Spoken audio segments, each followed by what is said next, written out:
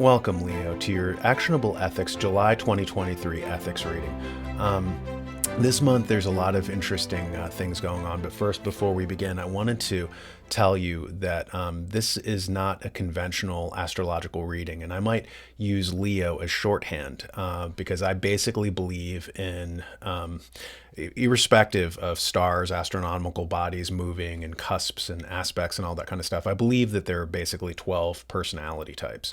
And this is attested throughout all of history in terms of Chinese astrology, Western astrology, Indian astrology, 12 members of a jury, 12 apostles, etc.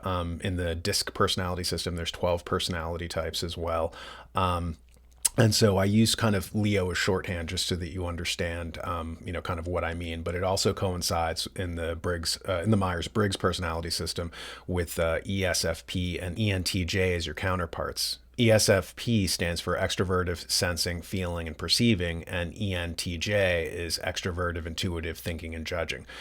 You're basically a mix of both of these types.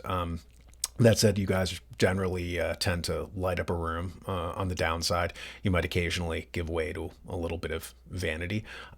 You guys are also in Plato's taxonomy, you're more aligned with sense-based people. And if you look at my logo over there, it's basically a big A and an E kind of combined, but it also is a pyramid, and it's kind of based on Plato's taxonomy of people being sense-based people, honor-based people, or truth-based people. And sense-based people are people who are like into gluttony or sex addiction, sensory stimulation, narcotics, that kind of stuff. So that can go bad. In your way, you guys are great sensualists, right? So you guys, are given to romance and love and stuff like that. And if taken too far, it can, be a little dicey for you.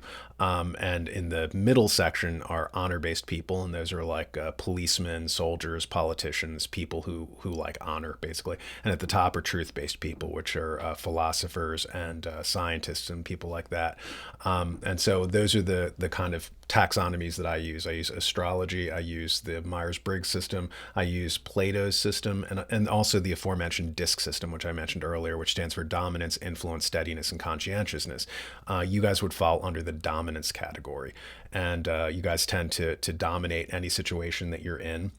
I however, am a great believer in kind of character is destiny. Heraclitus said that. Character is destiny. So if you want to know what your future holds, you need look no further than your personality type, like what your values are, what your goals are. You'll be able to see that. People often operate in 7-year cycles, and they'll repeat these trends, these themes until they conquer given things, or they achieve a particular goal and they unlock it and they can move on. This is why, as I said, I find that things like designations like Leo or Cancer or Libra, these are still useful concepts because they're alluding to these personality types, these archetypes, and they're probably far more important than kind of activities that are happening out in the kind of galaxy or whatever. And that's why Julius Caesar Shakespeare in the play Julius Caesar, he says, the fault, dear Brutus, is not in the stars, but in ourselves. That being said, nevertheless, I am an intuitive person, and I do believe that the universe, as above, so below. And so I have these wonderful ethics cards, and they are not tarot cards or anything like that. They're just kind of, quotes from some of the greatest minds, ethicists, philosophers, and I'm going to draw at random 3 cards. This is kind of based on the idea that we've had since ancient times. It's called bibliomancy, where you'll use random kind of aspects to try to divine, kind of secret coded messages. And you'll see people using the Bible like that. Like they'll open it at random and they'll point their finger and they'll derive great meaning from one of the passages they see there. The ancient Romans did that, by the way, with the Aeneid, which was the book of Aeneas, their founder, right? Virgil wrote it, and it was in their culture, it was very defining. And so they basically use that aspect. Military remote viewers use random number generators to do the same thing. And so I'm doing it with these ethics cards just to see what messages the universe might have for you, what trends are happening for you this month. And the first quote is from Marcus Aurelius, the philosopher king, right? One of the greatest leaders of the Roman Empire. He said, If it is not right, do not do it. If it is not true, do not say it. Right. So that's one message for you. Another is Confucius, right? So these are like fortune cookies in a sense. Value the task more than the prize. Now that's a very, very important ethical precept, of the means rather than the end, right? The means are important. Like a sociopath will just care about the end. The ends justify the means. That's a classic sociopathic, formulation. So if his end is getting $1 million, he doesn't care what the means are. He'll rob, cheat, and steal to do it. An ethical person, by contrast, will concentrate on the means. The means matter to him, and that's basically what Confucius is saying. This month, value the task more than the prize. So put your focus more on the means rather than on the goal. And the third message to you is from Aristotle. He says, character is that which reveals moral purpose, exposing the class of things a man chooses and avoids.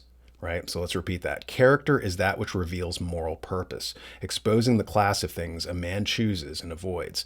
Right? So you have moral purpose, and that is being exposed by your character. And that's what I said earlier regarding, character is destiny.